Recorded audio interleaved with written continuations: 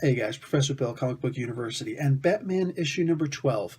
This is basically an origin story, but it's not. Don't hang up just yet. Guys, what I'm talking about here is a book where there is maybe 3 lines of actual dialogue. Everything else is internalization. It's Batman's thoughts to Catwoman. Maybe he actually wrote a letter to Catwoman. Not sure. Not important. The idea is that he's talking to her, explaining how she, of all the people in the world, will understand.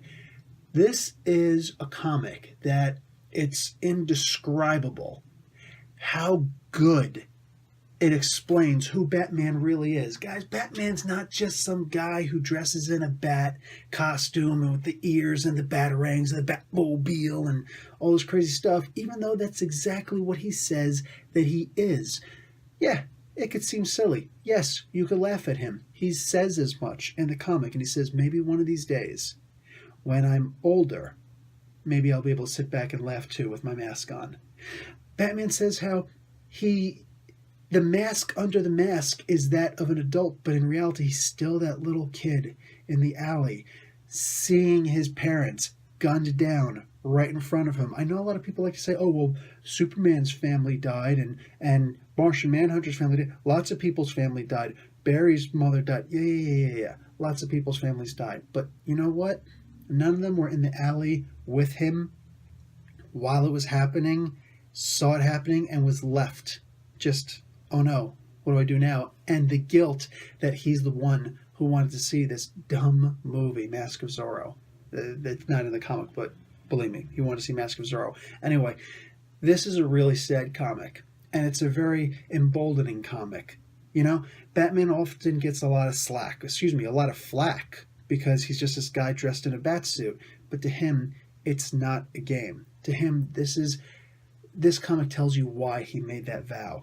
And, I mean, if you're a longtime Batman fan, you know all this stuff, but not from any single comic. It's from multiple comics, almost strategically placed all over the place. Well, rest assured, look at this comic, and you will know what all of us longtime Batman fans have known for a while, why Batman really is all that. Why he does live up to the hype. Why, when he does what he does, he literally can, if he chooses to, say, because I'm Batman. It is a great comic. And the only thing I'm going to tell you specifically about this comic is, in this comic you understand why this particular part of this run, this stretch, is called I Am Suicide. And it's something that I've never seen in the comics before for Batman, and it's great. Guys, last month this comic came out and there was not too much action, only the setup to the action, and this comic gave us a lot of action, but none of it was actually him fighting Bane, which is weird and it's strange. However, what the comic does offer is Gene Colan style art. If you remember Gene Colan from way back in the original days of Marvel, he was not the first artist for Daredevil, but he was the pivotal artist for Daredevil. He drew motion like nobody else could draw motion, and you see that motion expressed here in this comic. Absolutely phenomenal, top-notch, primo quality artwork, and you can't deny that. This is a good comic.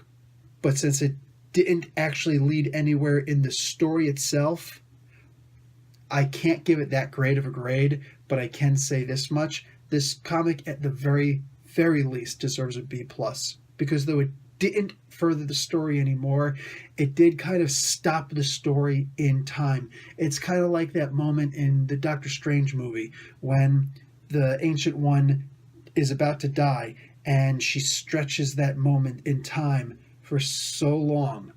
And you know what? I kind of liken it back to Rush. If you guys ever listen to Rush, 3-man band from Canada, they've got a song called Time Stands Still. Listen to that song. Look at the lyrics of that song. Then read this comic. And that's kind of what this sounds like. That's kind of what this feels like to me.